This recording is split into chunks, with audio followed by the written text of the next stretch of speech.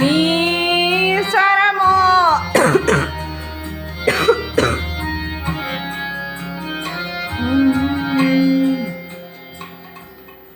Dear brothers and sisters in the Lord, ప్రభునందు ప్రియమైన సహోదరి సోదరులారా, today's verse for our meditation is taken from John's Gospel, chapter 15, verse 16. ఈ రోజు మన ధ్యానం కొరకు యోహాను సువార్త 15వ అధ్యాయం 16వ వచనం నుండి తీసుకుందాం. I have chosen you that you should go and bring forth fruit. మీరు వెళ్ళి ఫలించుటకును మీ ఫలము నిలిచి ఉండుటకును నేను మిమ్మల్ని ఏర్పరచుకొని నియమించితిని. Bearing fruit is not an option, it is imperative. ఫలము ఫలించుట అనేది అది మనం ఎన్నుకునేది, అవసరమైతే చేసేది కాదు, కానీ అది అత్యవసరం అనేది, తప్పనిసరిగా ఫలాలు ఫలించాలి. Not just to bear fruit, but to bear more fruit and much fruit. కేవలం ఫలాలు ఫలించడం మాత్రమే కాదు, ఎక్కువైన ఫలాలు ఫలించాలి, అధికమైన ఫలములు ఫలించాలి. And fruit that remains. అంతేకాకుండా ఆ ఫలము నిలిచి ఉండాలి. Jesus uses fruit as an analogy several times. యేసుక్రీస్తు ప్రభువు ఈ ఫలమును అనేక సందర్భాల్లో దాన్ని ఒక ఉదాహరణగా తీసుకున్నారు. Israel country was a agricultural, cultured country. ఇశ్రాయేలు దేశము అది వ్యవసాయ దేశముగా పిలువబడుతుంది. And that's why this picture can be easily understood by the people. ఆ కారణం బట్టి ఈ దృశ్యాన్ని ప్రజలు చాలా సులువుగానే అర్థం చేసుకోగలరు. In Matthew 7, Jesus says, మత్తయి సువార్త 7వ అధ్యాయంలో యేసు ప్రభువు చెప్పిన మాట, we are known by the fruit we produce. మన ఫలముల వలన మనం ఎట్టివారమో తెలియపరచబడుతుంది. Yeah, good fruit comes from good trees. మంచి ఫలములు మంచి చెట్టు వలన ఫలిస్తాయి. And also bad fruit comes from bad trees. చెడ్డ ఫలములు చెడ్డ చెట్టు వలన ఫలిస్తాయి. Jesus also mentions that sometimes we run into a problem when harvesting certain fruits. యేసు ప్రభువు వారు కూడా చెప్పిన విషయాలు ఏమిటంటే, కొన్ని పర్యాయాలు ఇలాంటి చెడు ఫలాలను బట్టి sometimes we run into some problem when harvesting certain fruit. కొన్నిసార్లు అలాంటి ఫలాలు ఫలించడం వల్ల మన సమస్యలు ఎదుర్కొంటూ ఉంటాం. కోతకాలంలో సమస్యలు ఎదురవుతాయి. ఆ కోతకాలంలో సమస్యలు ఎదురవుతుంటాయి. And what are those problems? ఏమిటి ఆ సమస్యలు? Thorns. అవి ముళ్ళు. I am sure all of you desire to be productive fruit bearing branches. మనలో ప్రతి ఒక్కరిని కూడా ఆ ఫలాలు ఫలించే తీగలుగా ఉండాలని ఆశించేవారు. But I am also sure that all of us have had a few thorns and thistles along the way. అయితే మనందరిలో కూడా ఇలాంటి కొన్ని ముళ్ళ తుప్పులు కూడా ఉన్నాయి.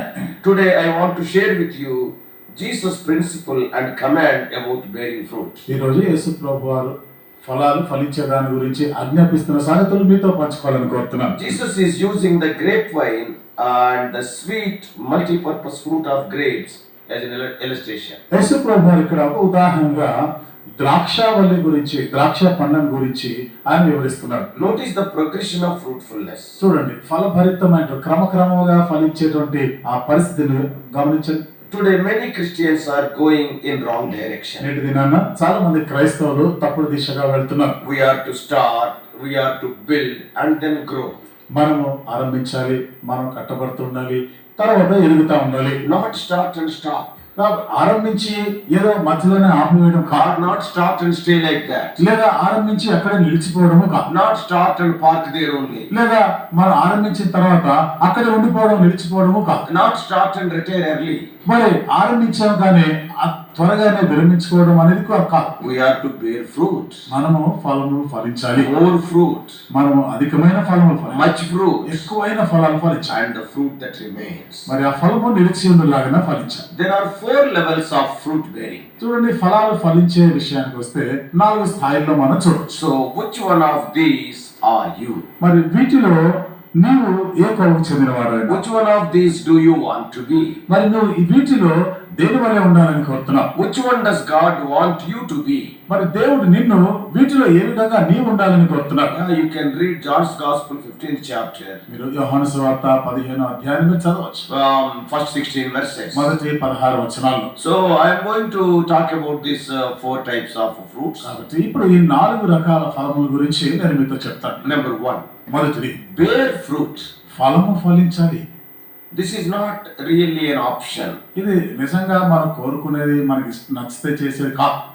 You are going to bear some type of fruit. It is just a question of which type. నీవు ఏదో ఒక రకమైనటువంటి ఫలాన్ని అయితే ఫలిస్తావు. కానీ ప్రశ్న ఏమిటంటే అది ఏ రకమైనటువంటి ఫలము అనేది. Is it good fruit or bad fruit? మంచి ఫలమా చెడ్డ ఫలాలా?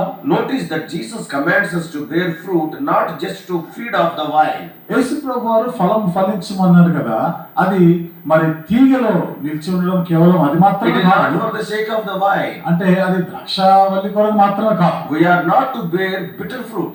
మనము మరి చేదైన ఫలాలు ఫలించడానికి కాదు. We are not to be fake fruit like see sometimes in the table decorations also some plastic fruits we keep.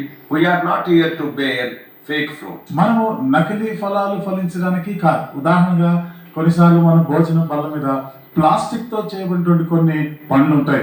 ఆ రకమైన పండ్ల గురించి కాదు చెప్పేది. We are not to be vegetables also.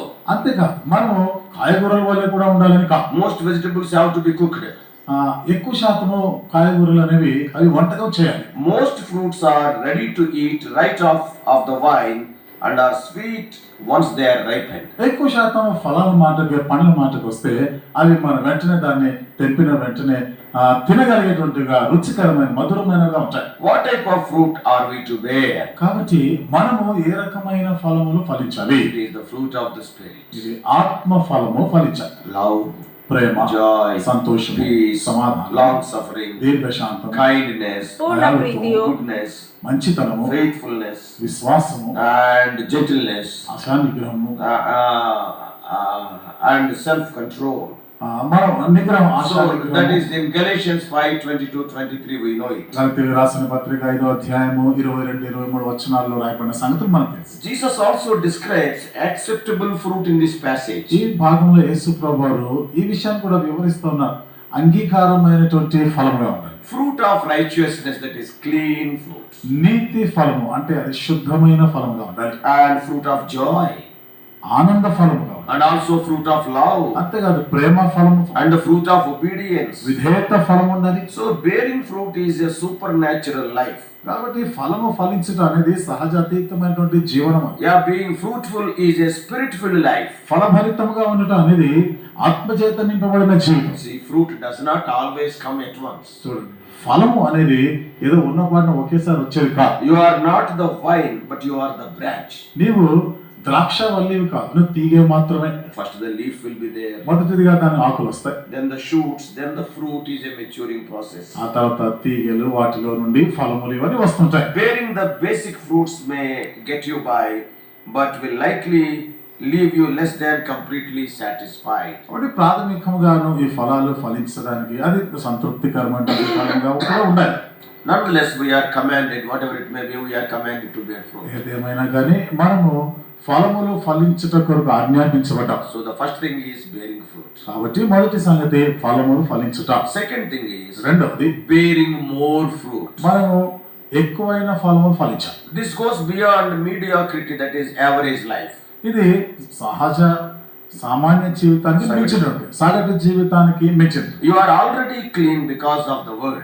నీవు ఇప్పటికే ఆయన మాటను బట్టి పవిత్రమై ఉన్న పవిత్రురాలై ఉన్నావు. The indwelling Holy Spirit can help us to get rid of ourselves.